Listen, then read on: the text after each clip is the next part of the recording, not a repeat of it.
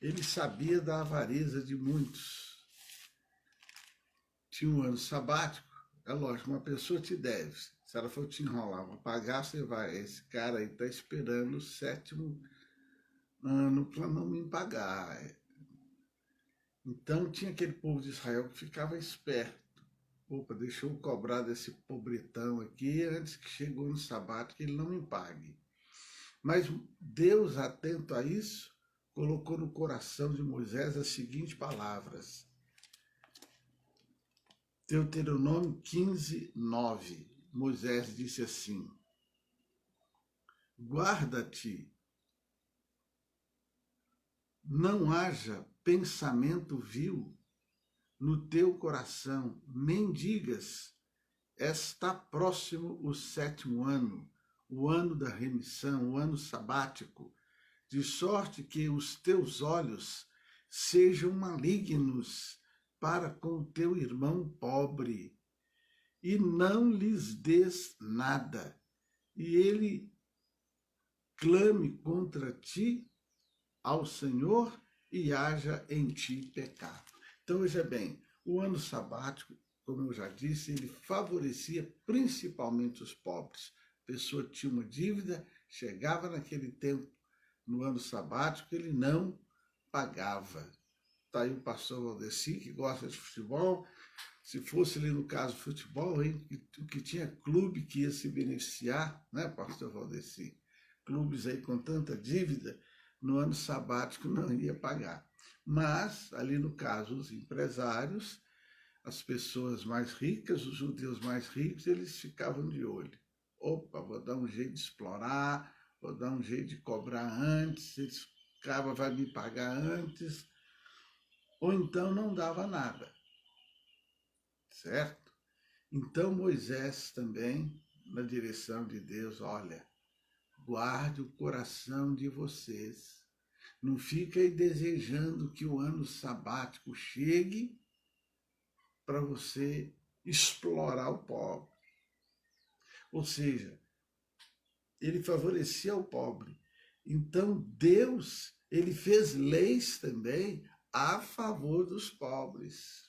Você está vendo, meu querido e minha querida? A pobreza sempre existiu. Hoje a gente quer julgar, um que é de direita joga a culpa na esquerda, o da esquerda joga a culpa na direita e por aí vai. Mas o próprio Jesus disse, pobre sempre haverá entre vocês. Então, naquele tempo, mesmo naquele regime divino, havia pobreza, mas Deus fez leis para proteger o pobre. Uma vez alguém disse assim, por que Deus permite o pobre? Muitas vezes é uma forma de nós exercermos o amor, exercermos a caridade. Às vezes são várias questões que levam a pessoa a estar nessa situação de pobreza.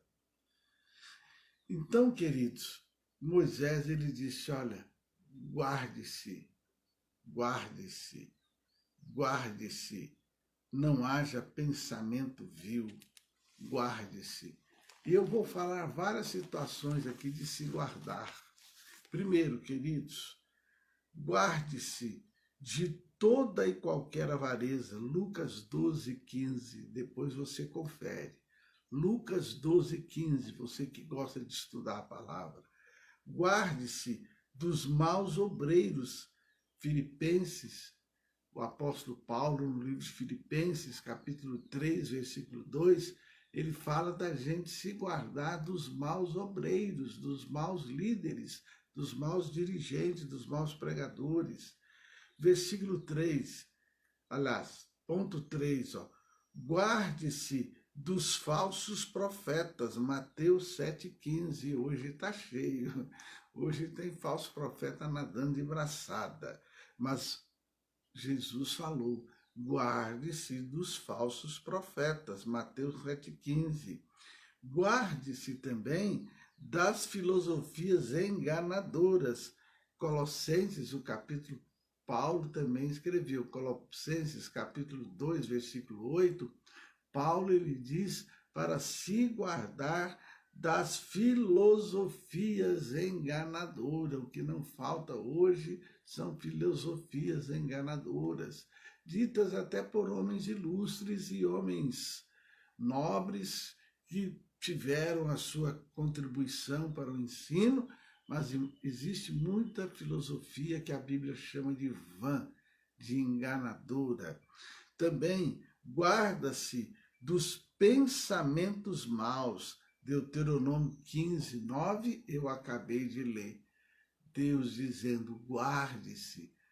Quanto pensamento de maldade às vezes chega na nossa mente, chega no nosso cérebro.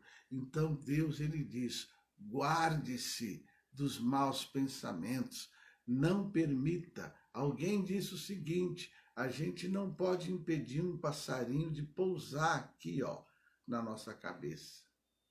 Mas nós podemos impedir que esse passarinho faça um ninho. Então, queridos, guarde-se aqui também de bebidas que embriagam. Juízes 13, 4. Sempre tem aquela questão, pode beber um pouquinho, e um golinho, e um traguinho. Então a gente encontra aqui em Juízes capítulo 13, 4, quando Deus mandou Sansão se santificar, ele orientou o Sansão em Juízes 13, 4. Não beba vinho, não beba bebida forte, não beba bebida que embriaga, porque o Sansão era narizeu de Deus. Narizeu de Deus quer dizer, ele era uma pessoa consagrada a Deus, ele era uma pessoa separada para Deus. Então, lá em Juízes 13, 4, Deus fez aquele pacto. Você vai ter força, eu serei contigo, o meu espírito vir e estar com você na guerra, na batalha, no momento que você precisar. Mas Sansão, se afaste da bebida que embriaga. Então, queridos, guarde-se dos pecados da língua. Salmo 39, 1. Misericórdia, hein? Que tem pecado da língua, mas aqui a palavra está dizendo, guarde-se dos pecados da língua. E finalizando, guarde-se dos ídolos. 1 João 5, 21.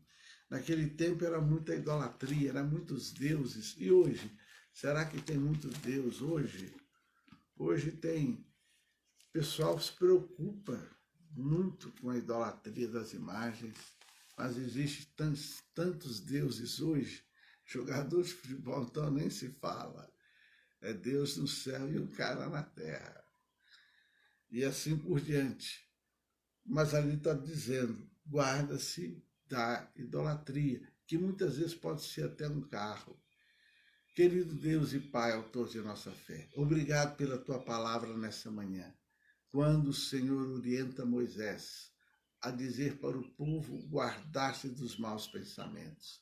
Mas a tua palavra diz, não apenas para guardarmos dos maus pensamentos, mas guardar também da avareza, guardar dos maus obreiros, guardar dos falsos profetas, guardar, ó Deus, dos pensamentos maus, nos guardar das filosofias vãs, nos guardar até da bebida forte, nos guardar até dos pecados das línguas e dos ídolos.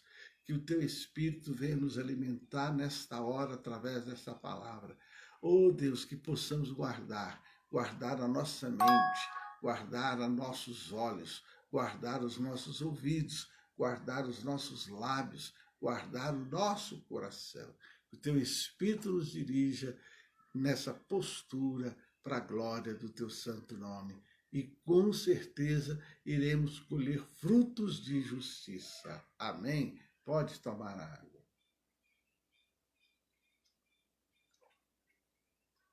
Graças a Deus, olha, e que o amor de Deus Pai, a graça do Senhor Jesus Cristo, a comunhão gloriosa do Espírito Santo seja com todos vós. E guarde-se, ainda mais com esses sinais da vinda de Jesus acontecendo assim, velozmente, um atrás do outro, guarde-se. Deus te abençoe. Amém?